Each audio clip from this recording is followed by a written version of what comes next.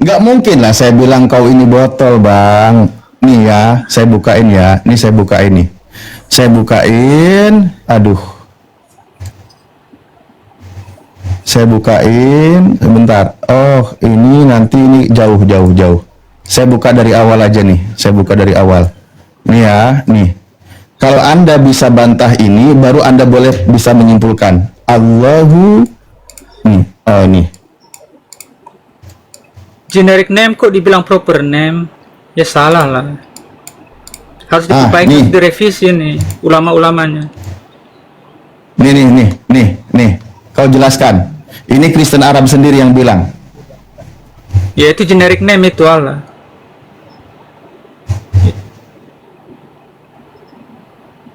Poinmu apa? Apa yang kamu kejar di situ? Ya baca dulu dong untuk menyimpulkan. Ini Allah nih. Assalamualaikum. Iya Allah. Hah? Assalamualaikum.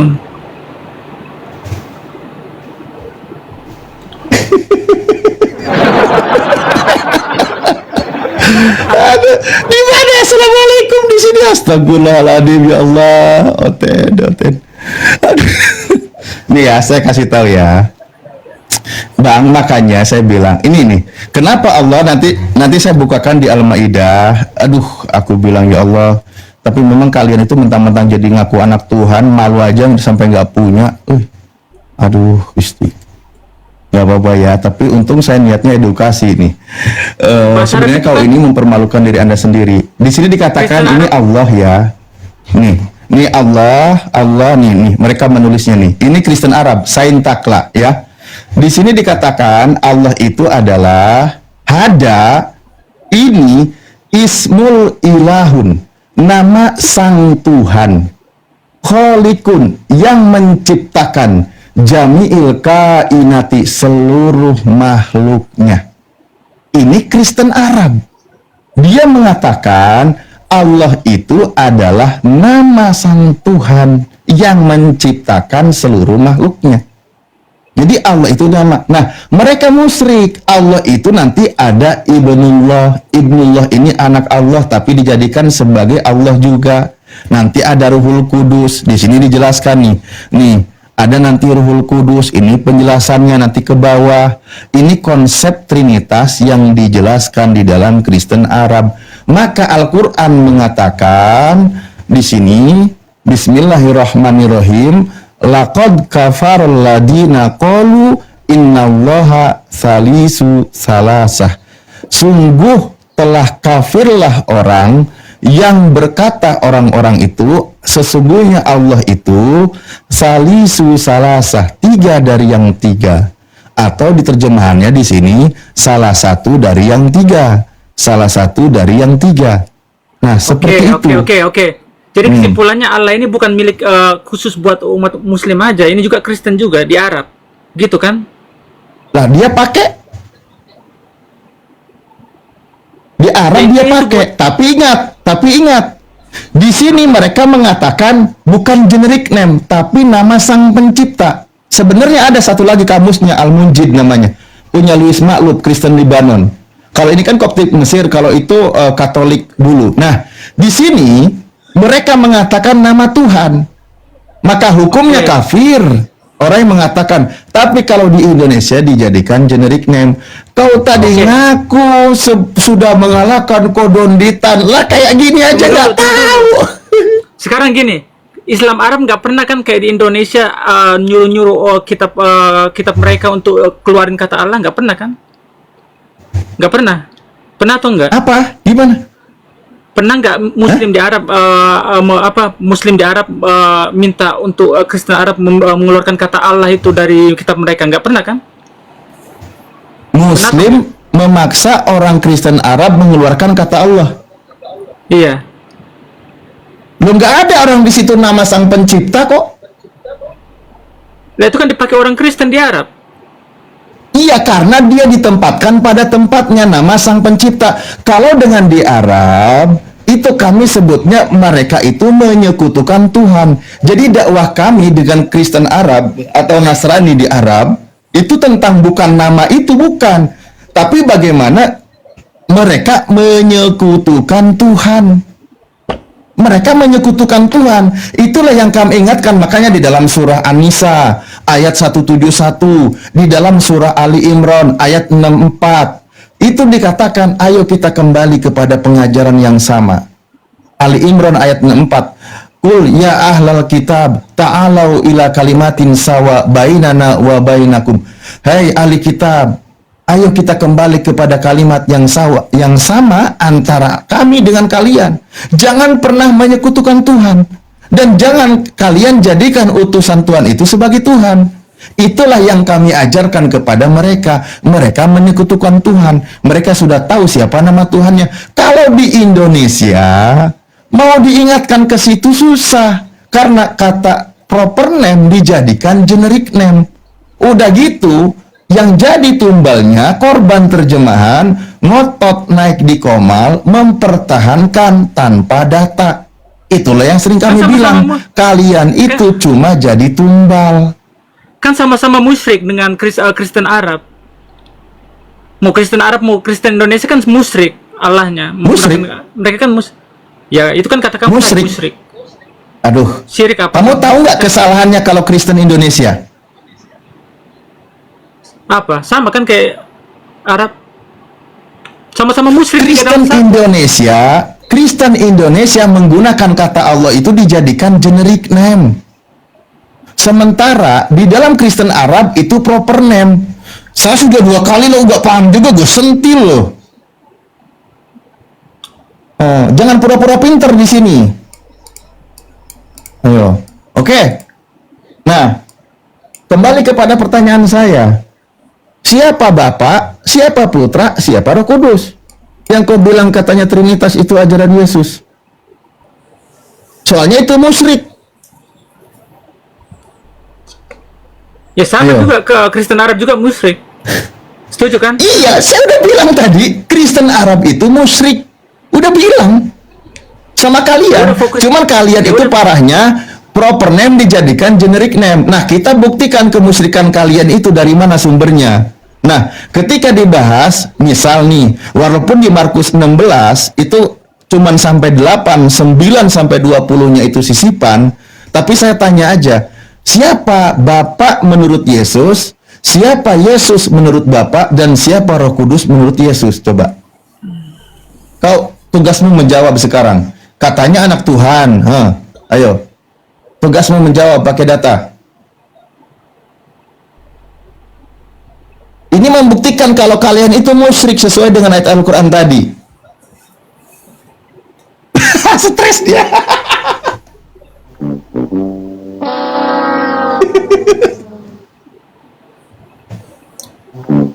Oke, mau nanya apa Ustadz? Mau nanya apa? Iya. Kau bilang mau nanya apa? Astagfirullahaladzim. Saya sudah bertanya berkali-kali. Nih, sekali lagi. Siapa Bapa menurut Yesus? Siapa Yesus menurut Bapa? Siapa Roh Kudus menurut Yesus? Coba kau jawab. Karena ajaran Trinitas itu tadi saya bilang, itu diajarkan bukan dari Yesus, tapi di abad kedua oleh Tertullianus, seorang penyembah berhala yang convert masuk menjadi seorang bapak Katolik, bapak gereja di abad kedua.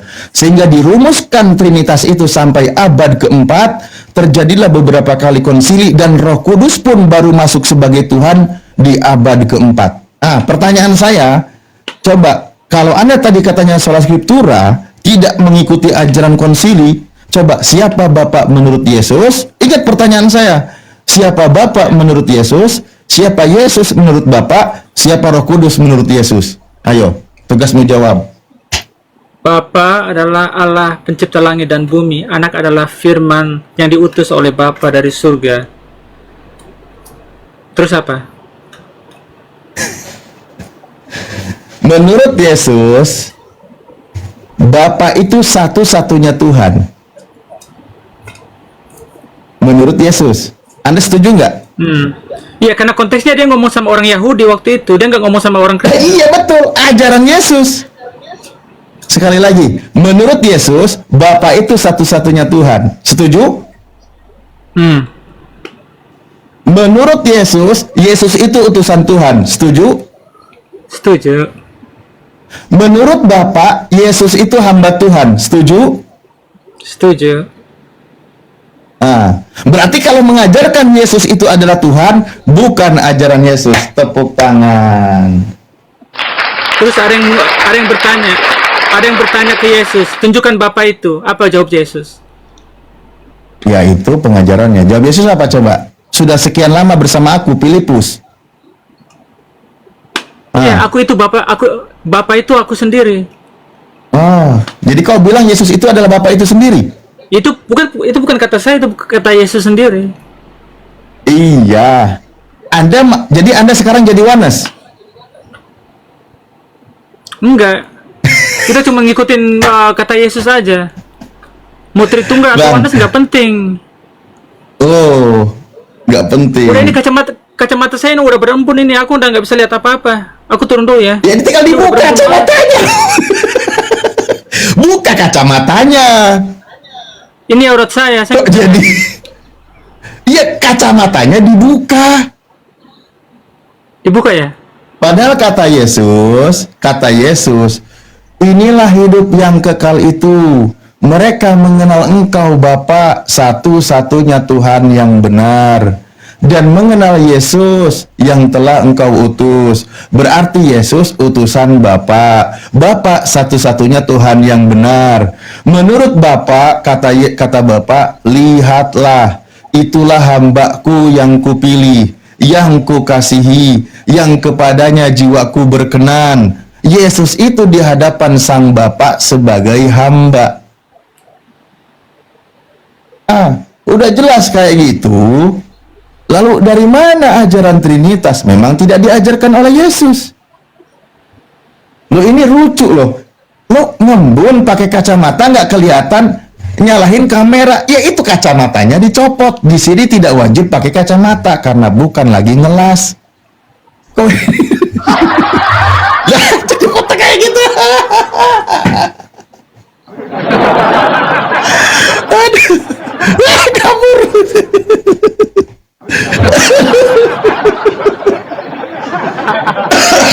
Aduh, astagfirullahaladzim.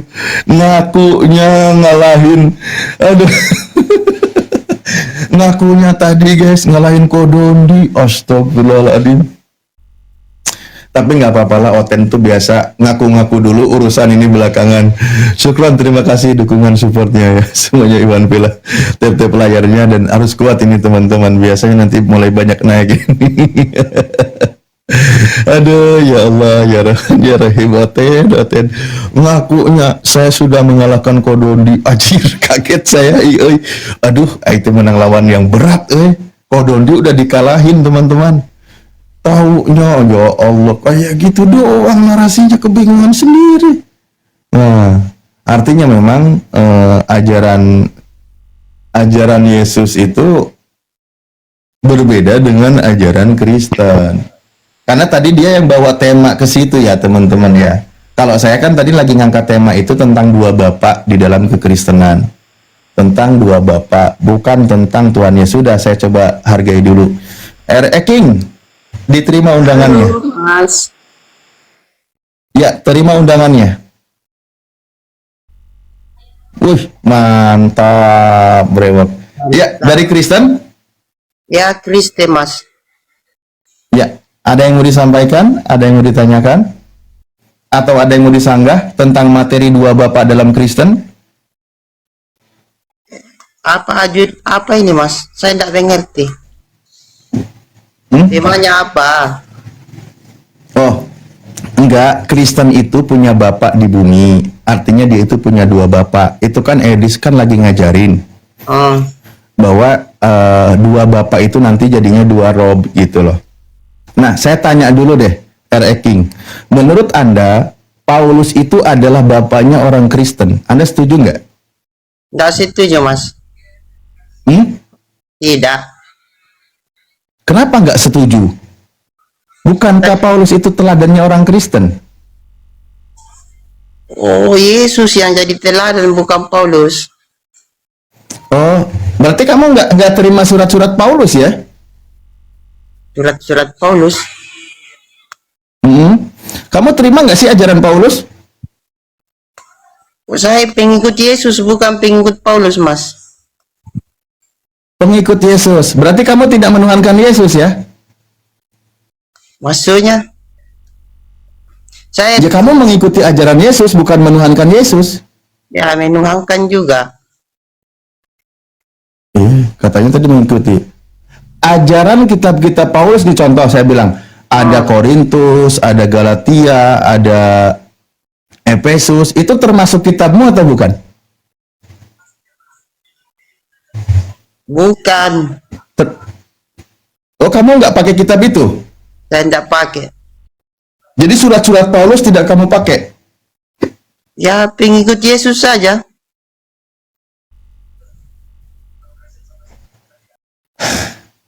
Coba kau sampaikan dulu aja deh. Apa maksudnya? Dan dari mana dalilnya? Oh, saya tidak ada dalil ini. Harus ada dalil ya. Kamu ngikutin Yesus. Iya, saya ngikutin Yesus. Yesus nyembah siapa? Hah? Yesus nyembah siapa? Yesus nyembah Bapak. Ah, kamu nyembah siapa? Bapak aja deh.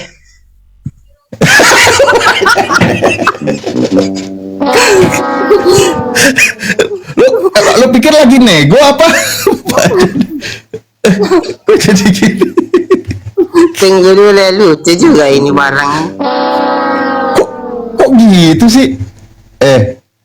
Ya. Kan tadi kau bilang kau ini mengikuti Yesus. Saya tanya, Yesus emang nyembah siapa? Kau jawab nyembah Bapa.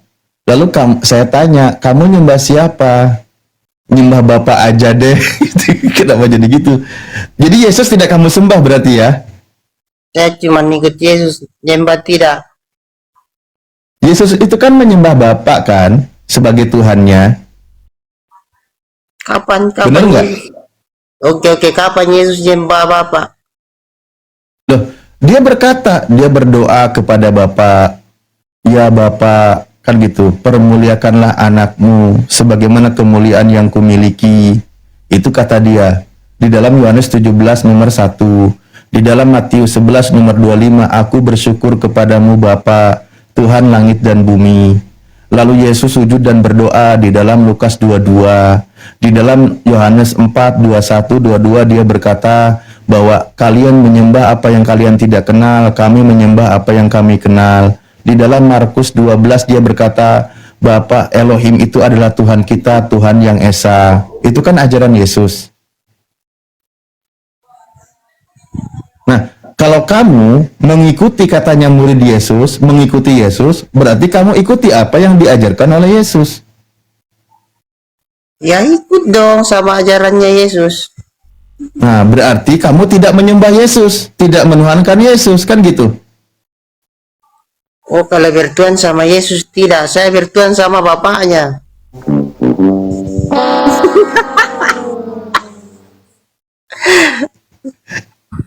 Jadi kamu tidak menuhankan Yesus ya? Enggak. Oh, mantap. Kamu terima Yesus itu sebagai utusan Tuhan dan ciptaan Tuhan. Ya, Yesus anak Tuhan. Hampir waras, kacau lagi.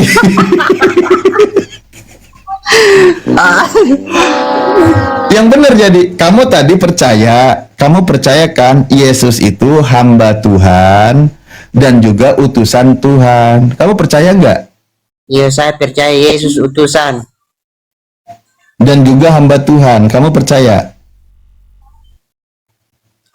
Apa benar Yesus hamba Tuhannya? Ya emang bener lah. Emang kamu nggak percaya kalau Yesus hamba Tuhan? Enggak percaya aku. Oke, saya bukain dalilnya ya. Ya. Jangan pakai Oke. Al-Qur'annya, pakai Alkitab aja, Mas. Iya, pakai Bible. Oke, saya bukain dulu. Perikop itu kamu percayai nggak perikop? Iya, iya, iya.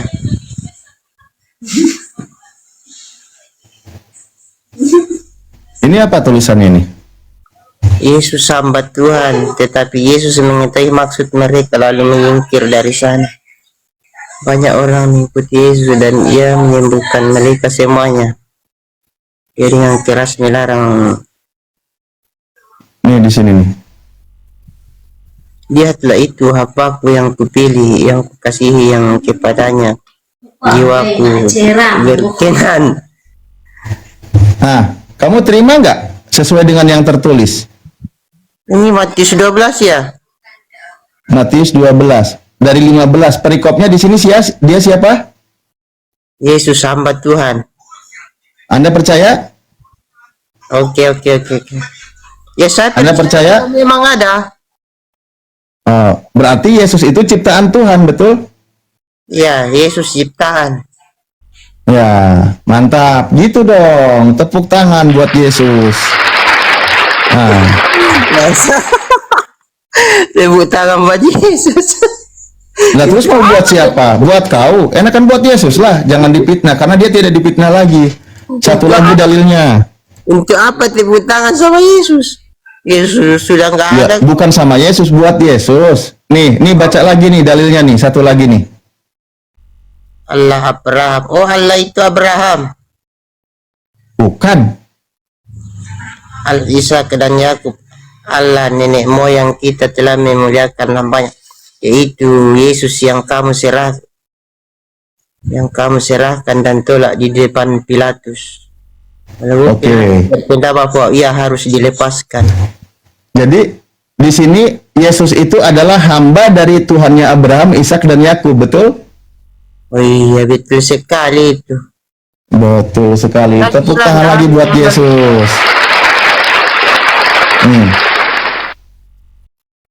Ya, berarti Yesus hamba Tuhan, bukan Tuhan, kan gitu? Ya, oke. Jelas ya? Kirain cuma asumsi doang. Loh, jangan dong, saya tidak berani berasumsi. Nah, berarti mulai sekarang, kalau kamu menuhankan Yesus, berarti bukan bersumber dari ajaran Yesus, kan gitu? Bener nggak? Dari siapa? Ya, siapa yang ngajarin Yesus Tuhan, coba? Siapa yang ngajari Tuhan Yesus? Yang ngajarin Anda kalau Yesus Tuhan itu siapa? Oh, si Paulus. Paulus.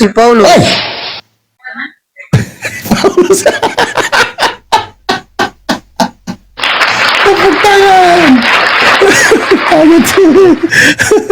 Kaget saya. Oh gitu ya. Tapi kan tadi Anda tidak percaya surat Paulus ya? Saya tidak percaya Paulus sih. Saya itu percaya Yesus. Ya udah, berarti kembali ke jalan yang benar ya, berdasarkan ajaran Yesus ya. Kalau Yesus itu sebagai hamba Tuhan, kan gitu. Yang saya tahu itu Yesus itu orang baik. Iya betul, dia orang baik. Ya, terus dia orang baik terus, Mas. Itu dia, saya juga kaget kenapa Yesus itu tahu nggak siapa yang menghujat Yesus? Iya. Tahu nggak siapa yang menghujat Yesus? Oke, coba jelaskan, Mas. Jelaskan. Nih, kita buka ya. Menurut Anda ini menghujat nggak? Iya, karena kebanyakan saya lihat tuh menghujat terus. Ini nih. Menurut Anda ini menghujat nggak? Kristus telah menebus kita dari kutuk hukum Taurat dengan jalan menjadi kutuk karena kita. Sebab ada tertulis, terkutuklah orang yang digantung pada kayu salib. Nah, berarti Yesus Kristen kan kaget saya juga. Nah, menurut Anda ini menghujat nggak ini? Ini surat Paulus. Mana itu di Galatia 3 ya? Iya. Menghujat nggak ini? Kristus telah menebus kita dari kutuk hukum Taurat dengan jalan menjadi kutuk karena kita. Sebab ada tertulis, terkutuklah orang yang digantung pada kayu salib. Nah, gimana itu? Kalau saya, mohon maaf, nggak berani mengatakan Yesus itu terkutuk digantung di kayu salib. Makanya Islam hadir, dia itu tidak disalib dan tidak dibunuh karena selamat dari yang namanya terkutuk. Tapi di luar dari ucapan Yesus, ada surat Paulus yang mengatakan kalau Yesus ini di sini terkutuk. Pertanyaan saya, kamu setuju nggak kalau Yesus terkutuk? Ya sih, kalau saya sih sendiri tidak setuju kalau Yesus dikutuk. Tidak setuju. Tepuk tangan untuk Yesus. Data kalau teman-teman Kristen. Berarti kalau teman, kan ini kitabnya Kristen, Ini ya kan? terkutuk orang yang digantung pada kayu salib. Bagaimana dengan Yesus yang disalib? Ya ini Kristus disebut yang terkutuk. Tidak mungkinlah Yesus terkutuk. Ya itu dia, makanya saya juga nggak sanggup, nggak tega, nggak mungkin Yesus itu terkutuk. Tapi yang mengatakan terkutuk yang digantung pada kayu salib yang bernama Yesus ini adalah ajaran dari Paulus. Oh, berarti yang terkutuk ini Paulus, bukan Yesus. Iya, kalau kita pikir secara logika tuh. Iya. Secara logika gitu ya. Oh, masa Aduh, Yesus terkutuk? Tidak mungkin lah, dia orang baik kok. itu dia. Makanya saya bilang, saya umat Islam itu paling tidak berani mengatakan kalau dia itu terkutuk. Makanya di dalam Al-Quran disebutkan mereka tidak membunuhnya dan mereka tidak menyalibnya. Karena Maksudnya, penyaliban itu kan kutukan. Nah, sementara ajaran surat ini mengatakan terkutuk yang digantung pada kayu salib yang bernama Kristus, yang mengajarkan ini setelah Yesus tidak ada. Yang bernama Paulus, yang menjadi bapaknya orang Kristen. Sambil tap-tap layar teman-teman, Iwan Villa, mohon maaf. Oke? jadi bapak Kristen Paulus. Ya kalau diakui kitabnya, kalau diakui surat-suratnya, kan dia mengaku nih. Saya buka nih. Saya sih tidak setuju kalau Yesus disalib. Ya itu berarti ajaran Islam kalau nggak setuju mah bang. Enggak, ini Nih. itu dibilang terkutuk orang yang disalib. Nah, Yesus disalib, bagaimana dong? Berarti Yesus terkutuk. Ya versi ajaran Kristen. Kamu Kristen atau bukan sih sebenarnya? Saya Kristen. Nah, tapi kamu tolak kan kalau Yesus terkutuk? Ya, hatiku menolak kalau Yesus terkutuk. Iya, sama. Makanya di Islam, di Islam itu diajarkan mereka tidak membunuhnya dan mereka tidak menyalibnya. Berarti dia tidak terkutuk. Dia selamat dari penyaliban, tapi itu adanya di ajaran Islam. Adanya di ajaran Islam. Terus yang terkutuk disalib itu siapa kalau tidak disalibkan? Loh, orang lain dong. Lebih logis itu pengkhianat. Contoh di dalam pengajaran kitab yang diimani oleh Kristen, terkutuk itu adalah yang menerima suap yang mau membunuh orang yang tidak bersalah. Di dalam kitab ini kan dijelaskan siapa yang menerima suap, maka Yudas menerima suap untuk memberitahukan keberadaan Yesus sehingga Yesus ditangkap dan dibunuh. Maka sebenarnya yang terkutuk itu adalah Yudas. Kamu percaya nggak bahwa orang penerima suap tujuannya mau membunuh atau dia itu agar orang itu terbunuh, orang itu terkutuk, setuju nggak? Kenapa? Nih baca dulu nih dalilnya nih. Ini di dalam kitab Ulangan. Terkutuklah orang yang menerima suap untuk membunuh seorang yang tidak bersalah, dan seluruh bangsa itu harus berkata amin. Nah, Terkutuklah orang yang tidak menepati perkataan hukum Taurat ini dengan perbuatan, dan seluruh bangsa itu haruslah berkata amin. Oke. Yang terkutuk itu yang menerima suap, bukan korban. Betul nggak? Oh, yang menerima, oh, penerima suap yang terkutuk. Iya kan? Yesus tidak pernah menerima suap. Ya makanya dia tidak terkutuk. Yang menerima suap itu Yudas. Berarti Yudas menerima 30 keping perak untuk memberitahukan keberadaan Yesus agar Yesus itu ditangkap.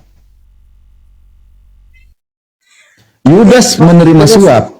terus bagaimana dengan kan penyaliban itu untuk penebus dosa, Ah, di mana?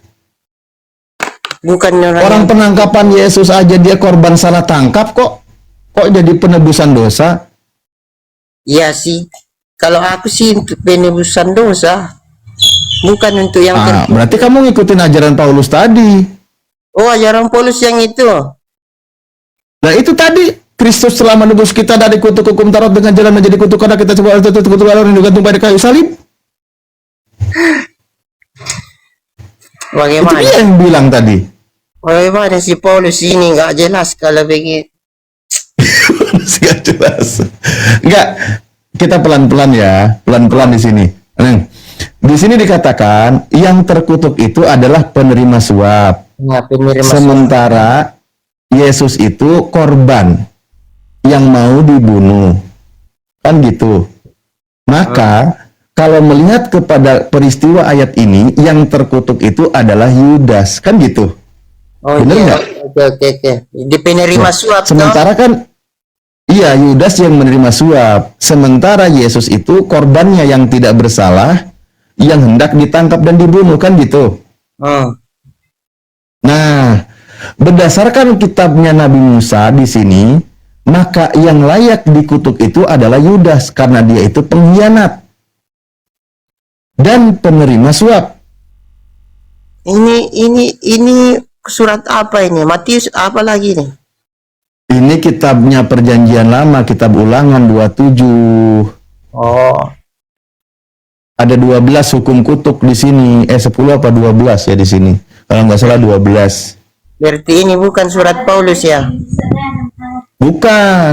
Kalau bukan surat Paulus, masuk akal kan? Ya, ini agak masuk akal ini. Masuk akal. Oh, Yang terkutuk itu penjahatnya, bukan korban yang orang baik itu, kan gitu. terbalik ini kalau Paulus. Kalau Paulus orang baik yang terkutuk. kurang ajar Injo.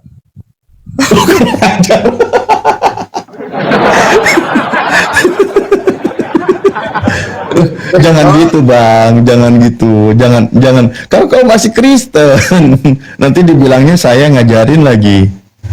Iya, saya Tapi ya, Kristen. itu hak Anda sih. Saya pusing ini, Kristen apa saya ini sebenarnya? Kristen apa? Nah, abang ini Kristen apa emang? Apa Kristen cuman ikut-ikutan doang? Iya, kalau saya sih Kristen ikut-ikutan. Oke. Makanya saya bilang tadi di sini ada perbedaannya. Kalau ajaran Yesus, ajaran para nabi di kitab Perjanjian Lama itu ajarannya masuk akal. Kan gitu. Contoh di sini penerima suap yang terkutuk, bukan orang yang tidak bersalah yang terkutuk, kan gitu. Kan surat Contoh. Paulus tadi, surat Paulus yang terkutuk Yesus di sini bukan. Lah iya, makanya Yang mana lebih pakai masuk benar? akal dari firman Tuhan di dalam Perjanjian Lama, kan gitu.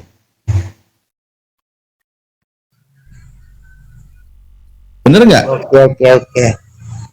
Contoh. Ya kalau ada moderator, ada Kristen yang request, bantu dinaikkan aja ya. Saya agak susah berat. Contoh begini, misal kita buka nih ajaran di dalam Perjanjian Lama. Ini masuk akal nggak? Kayak gini nih. Jelas. Nih. Oke, orang fasik dipakai sebagai tebusan bagi orang benar dan pengkhianat sebagai ganti orang jujur. Nah, Masuk akal nggak? Iya sih, ini kalau ini nyambung. Nyambung. Ah, Nggak contoh. kayak Paulus tadi Kan- itu. Nggak kayak Paulus.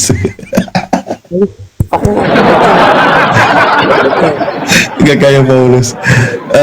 Contoh gini kan, di sini kan ada namanya orang jujur, ada namanya pengkhianat kan gitu ya. Ada pengkhianat, ada orang jujur kan gitu. Oke. Nah, kalau orang jujur di sini Yesus, kamu setuju ya? Yesus orang jujur. Ya, setuju. Yesus jujur. Kalau pengkhianat itu adalah Yudas, kamu setuju ya? Saya tidak setuju kalau Yesus pengkhianat. Bukan, Yudas. Oke, Yudas. Kan Pengkhianat. Yudas itu kan berkhianat kepada Yesus. Ya, yang menerima suap tadi toh. Iya, yang menerima suap tadi kan. Nah, Oke. di sini berdasarkan firman Tuhan yang kamu pakai, pengkhianat sebagai ganti orang jujur. Berarti orang jujur yang selamat, pengkhianat sebagai gantinya kan gitu. Bener nggak? Oke. Nah. Mengerti. Mengerti. Kalau kita lihat ada Yesus, ada Yudas, maka yang mesti selamat Yesus apa Yudas? Ya Yesus dong. Yesus. Karena Yesus orang benar kan gitu. Ya, oke. Oke, mantap. Sementara yang harus celaka atau menjadi gantinya adalah Yang pengkhianat ini. pengkhianat. Tepuk tangan untuk Yesus. Yesus luar biasa. Nah, Memang ini Yesus masuk luar biasa, akal. Mas. Yesus luar biasa. Nah, tapi kenapa tiba-tiba masuk ajaran Kristen yang tadi kita baca? Pertanyaan saya, kenapa jadi begini? Ini anehnya saya juga. Ini setelah Yesus tidak ada loh. Yesusnya tidak ada ini. Kenapa jadi begini? Kristus telah menebus kita dari kutuk hukum Taurat dengan jalan menjadi kutuk karena kita. Sebab ada tertulis, terkutuklah orang yang digantung pada kayu salib. Ini salib ini sebenarnya untuk apa kah sebenarnya? Saya pusing ini. Ada yang bilang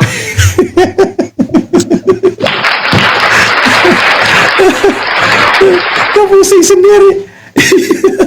Iya, makanya menurut Anda kan kalau tadi itu kan logis ya, bahwa pengkhianatnya yang dikutuk, penerima suap yang terkutuk kan gitu. Kalau ini kamu terima nggak posisinya Yesus yang jadi terkutuk? yang mana itu? Yang di sini, ini surat Paulus ini. Ini tidak masuk akal ini. Bertentangan dengan Ya, tadi. Iya, emang nggak masuk akal. Terkutuklah orang yang digantung pada kayu salib. Sementara Yesus disalib. Nah, itulah gini ya. Nanti abang belajar lagi. Saya tidak mau lama-lama, khawatirnya nanti abang ini saya manfaatkan. Padahal kan kita tidak ya. Kita kenal pun tidak kan gitu. Oke. Jadi begini ya. Saya izin sampaikan dulu ya, secara logisnya. Oke. Di sini ini kitab Anda, tapi ya gimana ya? Ini kan diimani oleh Kristen ya. Bahwa tapi kalau memang ada beberapa teman Kristen juga yang tidak percaya terhadap surat-surat Paulus. Ada memang yang nolak. Ada beberapa ya, saya tidak kemana kok jadi hilang? Aduh, sorry. Bentar ya, saya buka dulu. Ini saya sampaikan dulu ya. Astagfirullahaladzim. Bentar ya, saya tampilkan dulu. Aduh, kok jadi begini tampilannya? Nah, gini. Oke. Nah, jadi berdasarkan yang di dalam kitab nubuatan yang tadi, contoh di dalam tadi kan yang bahwa pengkhianat menjadi pengganti orang benar kan gitu kan? Oke. Orang baiknya kan selamat kan gitu. Nah, di dalam ajaran Islam, contoh di Al-Maidah ayat 32. Di situ dikatakan bahwa membunuh satu orang yang tidak bersalah itu hukum dosanya sama saja dengan membunuh seluruh umat manusia. saking mempertahankannya orang benar, kualitasnya itu nggak boleh dibunuh, kan gitu. Bener nggak? Itu. Orang benar, orang baik, orang tidak bersalah, kalau dibunuh, hukum dosanya itu sama saja membunuh seluruh umat manusia di bumi ini. Kan gitu. Masuk akal nggak? Saking membelanya orang tidak bersalah. Ya, masuk Nah, akal. tapi mohon maaf, teman-teman Kristen berdasarkan doktrin imannya yang di sini, membunuh satu orang yang tidak bersalah yang bernama Yesus, malah jadi ajang pengampunan dosa untuk seluruh manusia. Kan gak masuk akal. Iya, berarti Satu orang yang tidak bersalah dibunuh, tetapi orang yang berdosa jadi diampuni dosanya. Nggak masuk akal kan? enggak. Nah, tapi kalau orang yang tidak bersalah dibunuh, maka dosanya sama saja dengan membunuh seluruh manusia. Nah, itu baru masuk akal. Nah, sekarang ajaran tadi yang mengatakan bahwa dia itu hamba Tuhan yang dikasihi, Yesus itu kan, lalu dia itu diselamatkan, yang terkutuk itu adalah penerima suap. Lalu orang fasik menjadi tebusan orang benar, artinya orang benar itu diselamatkan. Bahkan di dalam nubuatannya di Mazmur, dia itu hanya menontonnya dari kejauhan, dia tidak disalib. Itulah kenapa ajaran Islam datang, tidak boleh mengimani dia itu terkutuk, nggak boleh. Justru dia itu mulia. Makanya Al-Quran di sini dikatakan bahwa nih, Bismillahirrahmanirrahim, wa qaulihim inna qatalnal masiha Isa bin Maryam Rasulullah wa ma qataluhu wa ma salabuhu walakin syubbiha lahum, al-ayah dan seterusnya. Di sini dijelaskan, dan karena ucapan mereka, sesungguhnya kami telah membunuh Al-Masih Isa putra Maryam, Rasul Allah, padahal mereka tidak membunuhnya dan mereka tidak menyalibnya. Tidak disalib, akan tetapi yang mereka bunuh atau mereka salib itu adalah orang yang diserupakan dengan Nabi Isa. Nanti sesungguhnya orang-orang yang berselisih paham tentang pembunuhan Nabi Isa benar-benar dalam keraguan-raguan tentang siapa yang dibunuh itu. Mereka tidak mempunyai keyakinan tentang siapa yang dibunuh itu selain mengikuti prasangka belaka. Mereka tidak pula yakin bahwa yang mereka bunuh itu adalah Nabi Isa. Dia itu selamat, tidak dibunuh dan tidak disalib. Kemana dia? Diselamatkan oleh Tuhan. Tetapi yang sebenarnya Allah telah mengangkat Nabi Isa ke hadiratnya. Kenapa? Karena Tuhan Maha Bijaksana. Begitu. Jadi ketika ada yang mengatakan dia itu terkutuk di kayu salib, Islam hadir mengoreksi. Dia itu Nabi yang mulia. Dia tidak dibunuh, dia tidak disalib. Karena dia Nabi yang mulia, dia diselamatkan oleh Tuhan. Itulah ajaran Islam datang. Oke, ini ada pertanyaan ini. Silahkan. Itu pada saat penyaliban itu Yesus ada di mana menurut Islam? Kan dia diangkat ke langit. Ada nggak? Ada tanya. Ini ayatnya nih. Nih. Ini ayatnya. Ketika dia membunuh, dia tidak membunuh dan tidak menyalibnya. Nabi Isa-nya kemana nih? Barrafa'ahullahu ilaih wa kanallahu azizan hakima. Tetapi yang sebenarnya Allah telah mengangkat Isa kepadanya dan adalah Allah Maha Perkasa lagi Maha Bijaksana. Jadi dia itu diangkat ke langit. Kenapa? Karena Tuhan Maha Bijaksana. Karena Tuhan melindungi dia sebagai hamba yang soleh. Itu. Makanya umat Islam ketika membaca Galatia kok agak sedih. Kenapa sedih? Karena memposisikan dia sebagai yang terkutuk. Ya sih sedih juga kalau orang baik jadi terkutuk. Itu dia.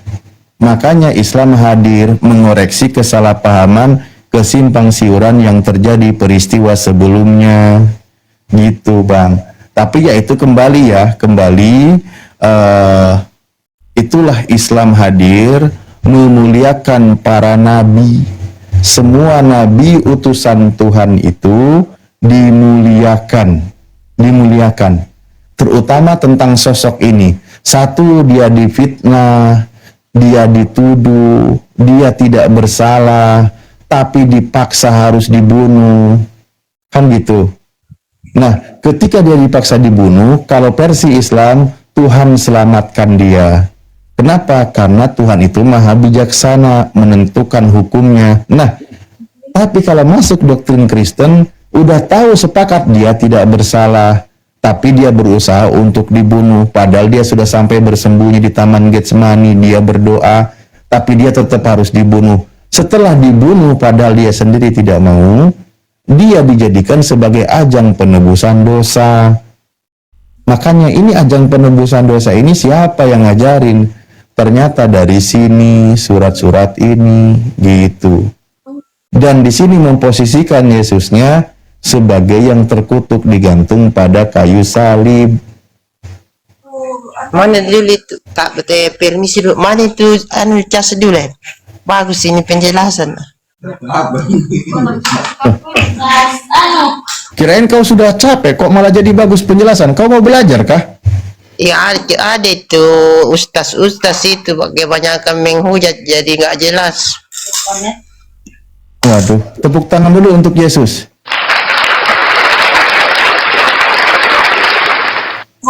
Kirain kau sudah bosan mau turun, kok malah jadi ngecas HP. Enggak tahu kalau ada mau naik saja kita dengar penjelasan yang mana benarnya mana salah.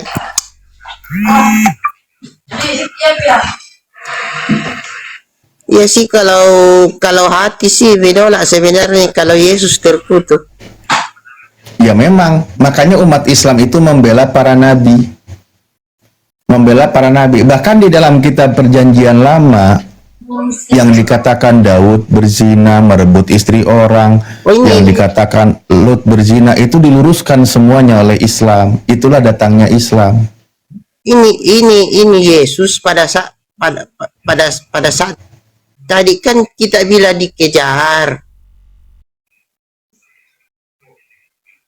Halo Mas? Ya teruskan. Gimana? Kita bilang dikejar begitu.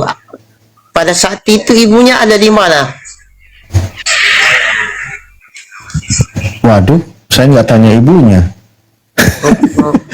Dia kan pergi ke Taman Getsemani bersama dengan muridnya. Dia berdoa semalam-malaman. Iya. Lalu muridnya suruh ronda. Waktu itu dia sangat ketakutan. Ibunya nggak ikut atau nganterin makan juga nggak dicatat, gitu. Oh, nggak dicatat. Ibunya mungkin di rumah lagi masak. Oh gitu. Saya kira kita pernah baca. Oh ibunya enggak disebutkan dalam kitab manapun. Ya enggak lah. Jadi gini ya, beginilah saya bilang sekali lagi Bang, itulah kenapa kalau Islam itu hadir, justru sebenarnya ajaran Islam itu sangat menolak yang namanya ketika ada ayat seperti ini, menjadikan orang yang mulia dan orang yang tidak bersalah malah dikatakan sebagai yang terkutuk. Ya ini itu Islam itu sangat tidak setuju. Terkutuklah sangat orang tidak setuju. Terkutuklah orang yang digantung di kayu salib. Kan Yesus disalib berarti terkutuk dia. Ya itu tapi versi surat Paulus. Iya sih kan nggak masuk akal, masa si Yesus terkutuk, masa Tuhan Yesus terkutuk kan nggak masuk akal. Lawa juga. Satu lagi penekanannya. Yang mengutuk dia ketika digantung di kayu salib siapa coba? Apa? Penekanannya ini yang paling mengerikan. Ketika Yesus digantung di kayu salib, yang mengutuknya siapa coba? Tahu nggak? Yang mengutuknya ya orang yang tangkap dia tuh. Bukan dong. Nih. Ini kan sebab ada tertulis. Sebentar ya, saya ingin sapa dulu. Jojo. Iya bang, benar ya bang. Ya, oke. di mute dulu kalau gitu ya, di mute ya. Dari Kristen ya. Jawab, bentar ya Bang. Oke, siap-siap ya, di mute dulu ya. Saya selesaikan dulu. Nah, di sini menurut Paulus kan dia bilang sebab ada tertulis, terkutuklah orang yang digantung pada kayu salib. Nah, di sini, Bang, orang yang digantung di kayu salib yang mengutuknya siapa? Coba di sini baca ini. Ini terhubung ayatnya. Coba kau baca. Maka janganlah mayatnya dibiarkan semalam-malaman pada tiang itu, tetapi haruslah engkau menguburkan dia pada hari pada hari itu juga, sebab seorang yang digantung terkutuk oleh Allah. Jangan engkau menjelaskan tanah yang diberikan Tuhan Allah Menajiskan. menjadi milik pusakamu. Nah, jadi menurut Paulus, dia mengutip ada tertulis terkutuk digantung pada kayu salib. Ternyata ketika digantung di kayu salib, yang mengutuknya siapa di sini? Allah. Kamu sampai hati nggak? Yesus udah korban, tidak bersalah, dipitnah bangsa Yahudi, digantung tentara Romawi, lalu yang mengutuknya adalah Tuhannya. Iyo, kasihan sekali itu Yesus itu. Ya. Bang, boleh Tapi itu ajarannya. bantu jawab ya?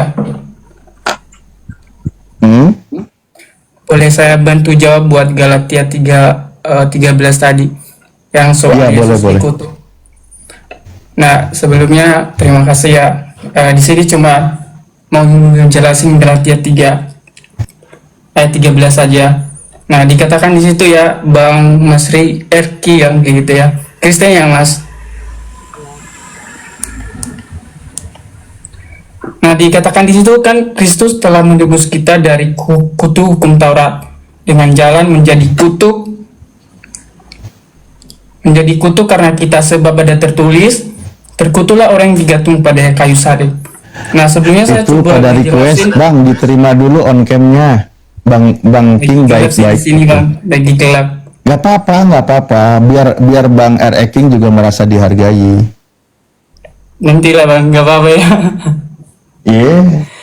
Coba saya lanjutin dulu ya.